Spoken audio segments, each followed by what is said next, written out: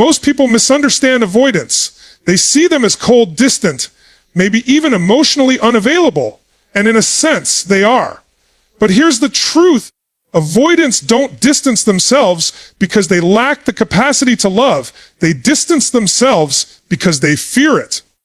They've spent a lifetime building walls, constructing a fortress around their heart to protect themselves from pain, rejection, and the chaos of vulnerability. And for most people, those walls are impenetrable. They are designed to repel, not to invite. That's why the avoidant seems untouchable, why so many relationships with them feel like trying to hold water in your hands. But here's the paradox that most people never grasp. The avoidant does bond deeply and for life, but only with one rare person. Not everyone has the privilege of unlocking this level of connection, and it's not because avoidants are impossible to love. It's because avoidants are extraordinarily selective, almost instinctually, about who they allow into the inner sanctum of their emotional world. They are not merely testing people. They are protecting themselves from a lifetime of repeating the same patterns of pain. The person who bonds for life with an avoidant is not someone who chases, nags, or pleads for love. They are not desperate, they are not performative, and they are not willing to bend themselves into a shape that fits the avoidant's fears. Instead, they are what I like to call an emotional disruptor. They enter the avoidance life and do something that almost no one else can. They interrupt the cycle of avoidance. They show up in a way that is consistent yet unexpected, loving yet firm, and in that moment, the avoidant experiences something that feels both terrifying and intoxicating. They feel safe enough to let their walls crumble. Think about it. Avoidants spend years perfecting the art of emotional camouflage. They push people away before anyone can push them. They disappear when closeness threatens, and they often leave partners wondering if they are truly capable of love. But this rare person doesn't react the way everyone else does. They don't panic when the avoidant retreats. They don't try to force intimacy or control the relationship. Instead, they disrupt the avoidance pattern not with aggression, but with presence. Their consistency, their calm, and their understanding become the very thing that pierces the avoidance defenses. It's almost counterintuitive. You might think the avoidant would run from someone who sees them so clearly, but the opposite happens. When someone is able to hold the avoidant's contradictions without judgment, when they allow them to feel and still remain present, the avoidant experiences what psychologists call earned secure attachment. For the first time, they sense that vulnerability does not have to be dangerous, that intimacy does not equal suffocation, and that someone can love them without erasing their independence. That realization is seismic. It shakes the foundations of everything they thought they knew about relationships. This is why the bond they form with this rare person is so unshakable. It is not based on convenience, attraction, or even temporary need. It is forged in the crucible of emotional disruption, tempered by patience, and sustained by the realization that love does not have to hurt to be real. And once this bond forms, the avoidant does not just stay. They commit at a depth that few outside this rare connection could ever imagine. They've found the one person who didn't try to chase their love, but who instead made it safe for them to come forward on their own terms. So if you ever find yourself wondering why an avoidant seems so resistant to connection, remember this: it's not about a lack of capacity to love. It's about finding the right person, the one who disrupts without demanding, who sees without judging, who stays without suffocating. And when that person appears, when the walls finally come down, the bond that is formed is not temporary. It is rare, it is sacred, and it is for life. So here's the challenge for you. Don't try to force the avoidant's heart.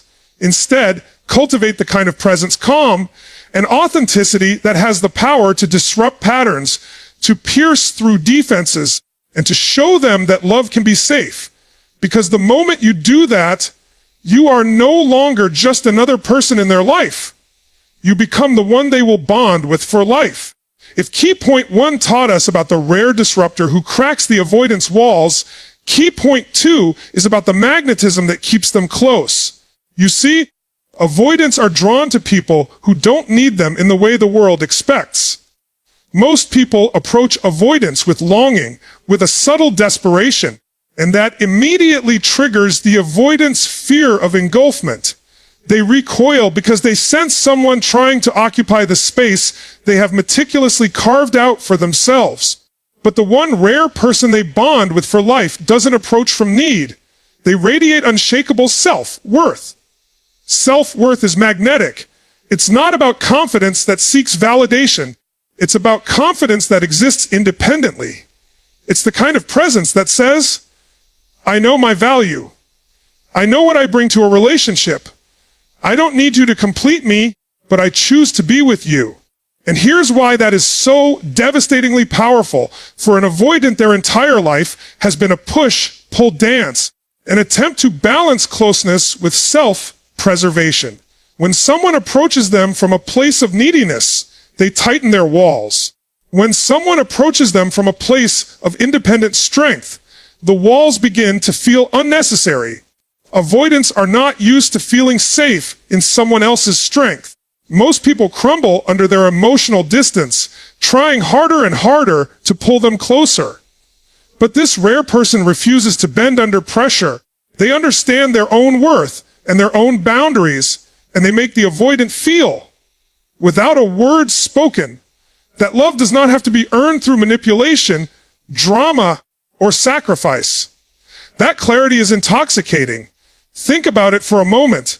The avoidant has spent years unconsciously testing people, gauging whether intimacy will lead to pain, whether closeness will lead to loss. They've been seeking security in a world that often teaches them that love is conditional, but the rare person doesn't just provide safety. They embody it. They radiate a sense of self that cannot be shaken, that cannot be coerced, that cannot be bargained with. And when the avoidant witnesses this, it does something profound. It flips a switch. Suddenly, the avoidant wants to move toward this person rather than run. Suddenly, the attraction is not about chasing, but about wanting to be near someone who is whole, complete, and unshakable. This is why unshakable self-worth is not just attractive, it is transformative. It reshapes the avoidant's internal narrative. For decades, they have told themselves that closeness equals danger, that intimacy equals loss, that love equals vulnerability. But when they experience someone who values themselves, someone who does not shrink to make space for their fears, the avoidant begins to rewrite that narrative. They realize that closeness can coexist with autonomy, that love does not have to consume or control, and that someone can be deeply connected to them without being defined by their fears. The rare person is not trying to teach a lesson or fix the avoidant. They simply exist in their full power, fully aware of their value, fully aware of their boundaries, and fully capable of receiving love without desperation. That presence is irresistible. It creates a gravitational pull that is impossible to ignore. The avoidant does not feel trapped. They feel seen, respected, and safe. And that safety, that freedom within connection, is the foundation for a lifelong bond. So here's the critical insight. If you want to connect with an avoidant at the deepest level, you cannot approach from fear, from need, or from insecurity. You must approach from unshakable self-worth. You must know who you are, what you deserve, and what you will not compromise. When you do, you don't just attract an avoidant, you draw them closer in a way that almost no one else can. You become the person who can bond with them for life. And remember this, the avoidance walls are not a reflection of you. They are a reflection of their fear. But your presence, grounded in self-worth, can dismantle those walls gently yet irrevocably. Stand firm, radiate your value, and watch as the avoidant chooses, finally and willingly, to stay. That is the power of self-worth. It doesn't chase, it doesn't beg, it doesn't demand. It simply is, and in its quiet, unwavering strength, it changes everything. If we've already explored the rare disruptor who breaks through an avoidance walls and the magnetism of unshakable self-worth, Then key point 3 is about a paradox so subtle yet so powerful that most people never notice it. The avoidant's deep craving for emotional sovereignty and how the one rare person respects it without fear. Avoidants are terrified of losing themselves in relationships. They have spent years guarding their independence because intimacy to them often feels like a threat to their very identity. To most people, this is frustrating or confusing. Why can't they just open up? But here's the truth. Avoidants are not afraid of love itself. They are afraid of being swallowed by it. This is where the rare bond forms. The person who truly captures the avoidant's heart embodies emotional sovereignty. They love deeply, but do not lose themselves in the process. They remain independent, anchored in their own identity, and yet they are capable of giving and receiving intimacy fully. It's a delicate balance, one that requires both strength and grace, and it is almost unheard of in a world that equates love with merging completely, losing boundaries, and abandoning personal agency. For an avoidant, this paradox is revolutionary. They watch as someone demonstrates that love does not need to suffocate. They see that closeness and independence can coexist, and when that realization hits, it rewires their understanding of relationships. They no longer fear intimacy as a trap. Instead, they begin to see it as a space where they can show up authentically without losing themselves. That is why the rare person is not just desirable, they are transformative. Think about the nervous system of an avoidant. Every instinct they have is designed to protect against engulfment. Every experience of vulnerability has been met with uncertainty, sometimes with pain. And yet, when someone steps into their life with calm independence, with confidence rooted in their own emotional stability, the avoidance system experiences something it has never known: safety. The closeness they once feared now feels like a choice rather than a threat. The paradox is that the very thing they ran from, intimacy, now feels like freedom. It's fascinating because most people misunderstand avoidance as detachment. They interpret it as lack of interest or lack of care. But what we're talking about here is different. The avoidant is deeply interested, deeply capable of love, but only when they feel that their essence will not be absorbed, only respected. Emotional sovereignty in a partner gives them a blueprint. Love does not need to consume. Love can support. Love can expand without demanding surrender. And that understanding is intoxicating for someone whose entire life has been an internal tug of war between desire and fear. This is why relationships with avoidance often fail with people who overstep or overattach.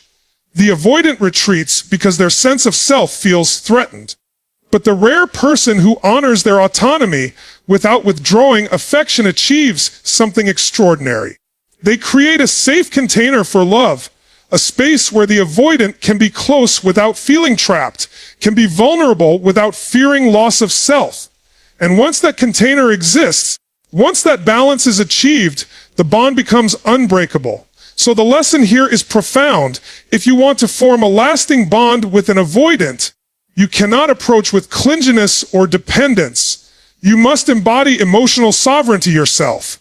You must show that love does not require surrender. You must love in a way that respects boundaries, honors independence, and invites intimacy without forcing it. The rare avoidant will recognize this immediately because it is exactly what they have been seeking all along, even if they didn't know how to articulate it. And here's the final truth: independence does not push them away, it draws them in. When you stand firm in your own power while offering love that is steady, compassionate, and non-intrusive, you do more than attract an avoidant. You give them permission to bond fully, to stay, to invest, and to love in a way they never thought possible. Emotional sovereignty is not a game or a trick. It is the doorway to the deepest connection an avoidant will ever allow. So the challenge for you is simple but profound: love with freedom. Love without clinging. Respect boundaries as sacred. And in doing so, you become not just another person in their life, but the one rare person who makes lifelong attachment possible. That is the paradox.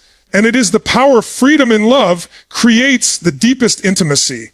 If we've already explored the rare disruptor who breaks through the avoidance walls, the magnetism of unshakable self-worth, and the power of emotional sovereignty, then key point 4 dives into something even more subtle and profound, the power of being truly seen. Avoidants spend a lifetime hiding parts of themselves, carefully constructing layers of defense. They wear masks to protect their vulnerability, projecting independence and control, when underneath lies a complex mixture of fear, longing, and tenderness. Most people never see beyond the mask. They react to the surface behaviors, the coldness, the distance. But the one rare person who bonds for life does something extraordinary. They look past the walls, past the defenses, and see the avoidant's true self. This isn't just about noticing their pain or understanding their fears. It's about reflecting their hidden depth back to them in a way that is validating, non-judgmental, and deeply humanizing. The avoidant has spent decades fearing exposure, fearing that if anyone truly sees them, they will be rejected or abandoned. And then, unexpectedly, someone comes along who doesn't flinch. They don't run, they don't criticize, and they don't try to change them. They simply see them. That simple act of recognition, of being truly seen, is transformative in ways words cannot fully capture. Think about the psychological impact of this. The avoidant has internalized a narrative that their true self is too much, too vulnerable, too unlovable. Every relationship that failed reinforced this belief. And then this rare person arrives, and they reflect back the avoidant's authentic self with warmth and acceptance. It's like a mirror, but a mirror that doesn't distort, that doesn't demand conformity, that doesn't punish imperfection. For the avoidant, seeing themselves reflected in such clarity, without fear or judgment, is revolutionary. It creates a safe space where trust and intimacy can finally flourish. This is why many avoidants are drawn to partners who are emotionally perceptive yet emotionally stable. They crave someone who can understand without becoming entangled, someone who can acknowledge their fears and vulnerabilities while remaining grounded. When this balance is achieved, the avoidant begins to experience a profound sense of recognition. I am known. I am accepted. I am understood. And in that moment, the avoidant feels a sense of relief they may have never felt before, a release from the constant tension between self-protection and desire for connection. It's important to recognize the difference between seeing and observing. Observing is passive. It notices behaviors, it labels actions. But seeing, in the deep psychological sense, involves perceiving essence. It's the recognition of who someone truly is beneath the surface patterns, beneath the defenses, beneath the carefully curated self-image. When the avoidant experiences someone who sees them in this way, it breaks the cycle of mistrust and detachment. They begin to lower their guard, not because they are forced to, but because they finally feel safe enough to do so. The rare person doesn't attempt to fix the avoidant, and they don't try to solve their fears. They simply reflect the avoidant's true self with steady compassion and unwavering respect. That reflection is a gift so profound that the avoidant's attachment transforms. It is no longer about fear or avoidance. It becomes about choice, connection, and even longing. They want to be seen again, not just superficially, but in the way this person has shown them is possible. So here's the critical insight: to bond with an avoidant at the deepest level, you must cultivate the ability to truly see them. This requires patience, emotional intelligence, and the courage to engage with their vulnerability without judgment. When you can hold that mirror up to them, when you can acknowledge their depth without fear, you give them something that almost no one else ever could, the experience of being fully recognized for who they really are. And remember this: being truly seen is not about changing them, controlling them, or guiding them. It's about creating a space where they can finally show up as themselves. When you do this, you don't just attract an avoidant, you allow them to bond for life. The rare connection isn't forged through force or manipulation, it's forged through the subtle, enduring power of recognition. So the challenge for you is see people for who they are beneath the surface. And if that person is an avoidant, understand that seeing them is the bridge that can transform their fear into lifelong attachment. In your presence, they can finally exhale, finally exist, and finally choose to stay. If we've already explored the rare disruptor, the power of self-worth, emotional sovereignty, and being truly seen, then key point 5 is about something deceptively simple, yet profoundly impactful: boundaries. Avoidants are masters of reading others.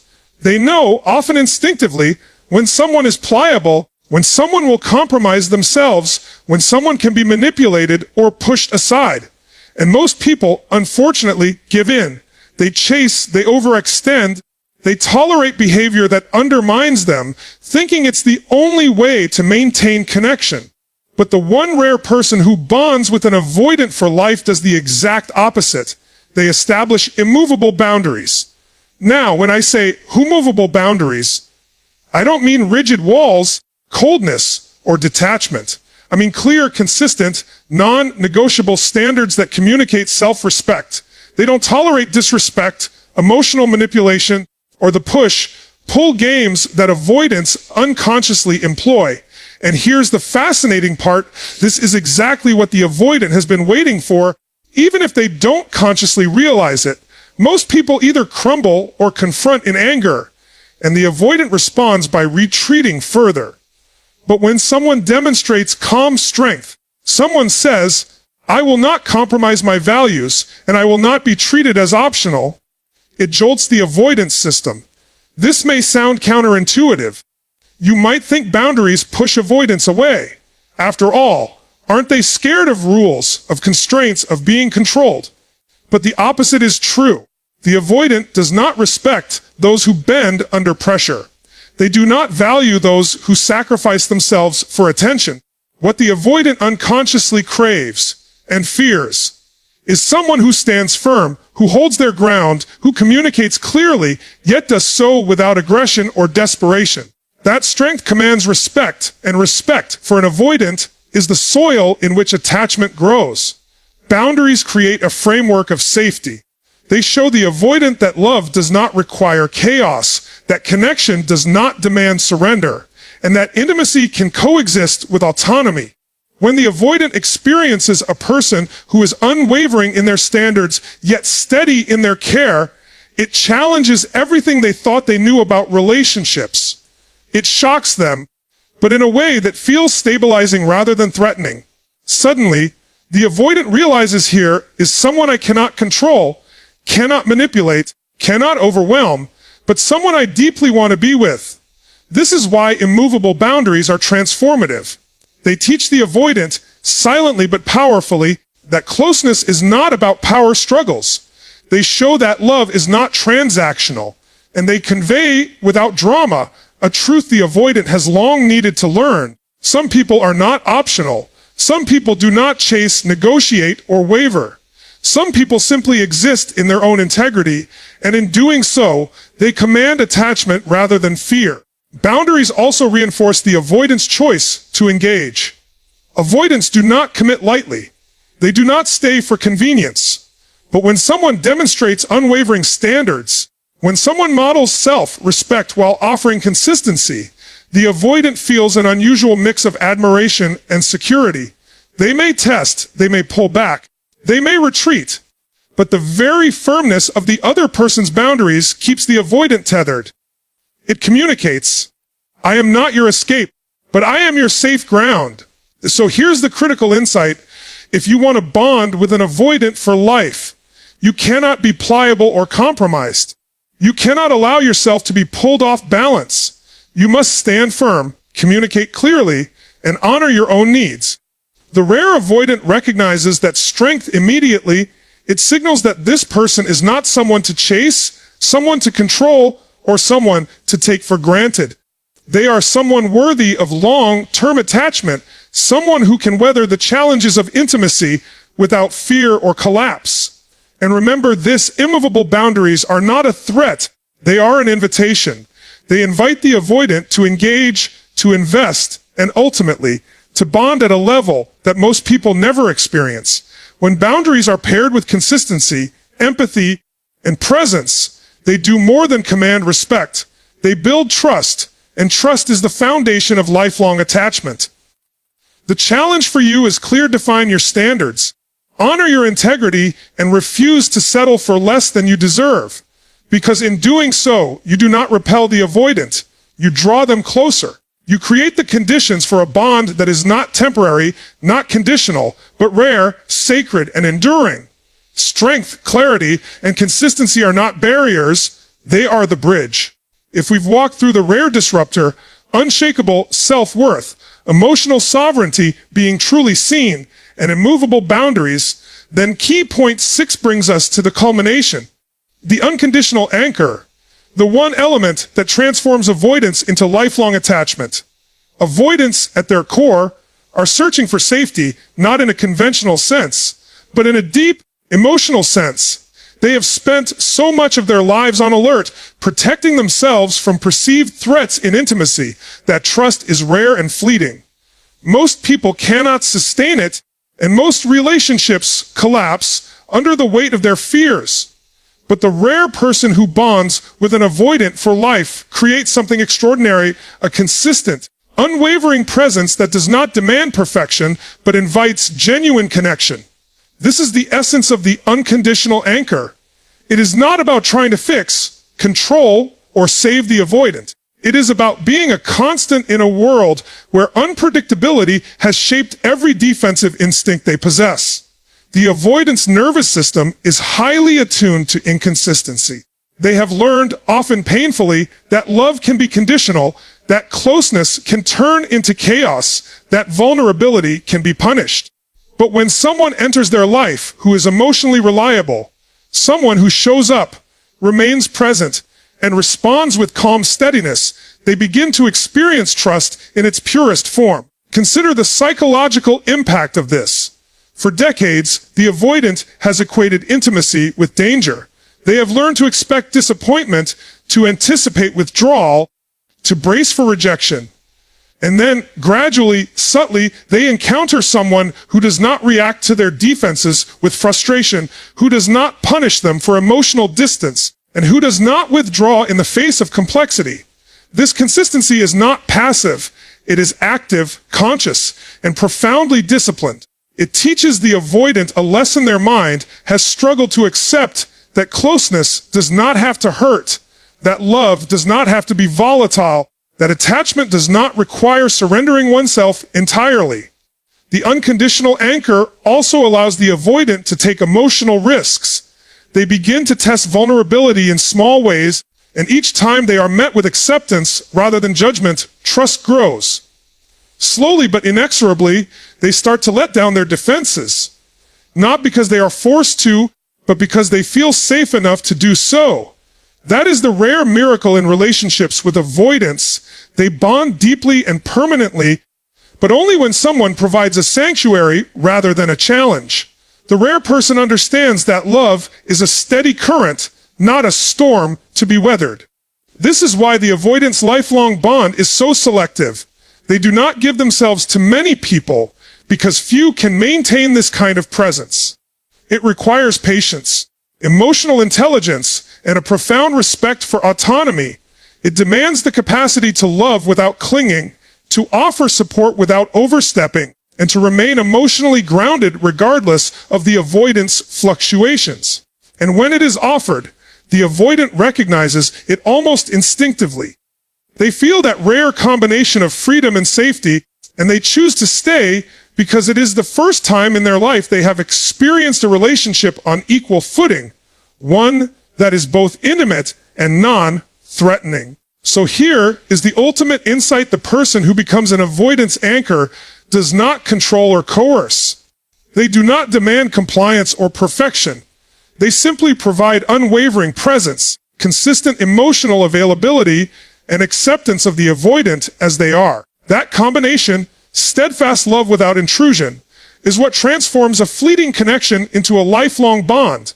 It is rare, sacred, and almost magical in its simplicity. And here is your call to reflection. If you want to be the person an avoidant bonds with for life, cultivate this anchor within yourself. Be steady, consistent, compassionate, and resilient. Honor boundaries, respect independence, and offer love that is safe, not demanding. In doing so, you do not just attract an avoidant. You create the conditions for a rare, enduring, and transformative connection. The ultimate truth is simple but profound. When love becomes a sanctuary rather than a storm, an avoidant does not run. They stay for life.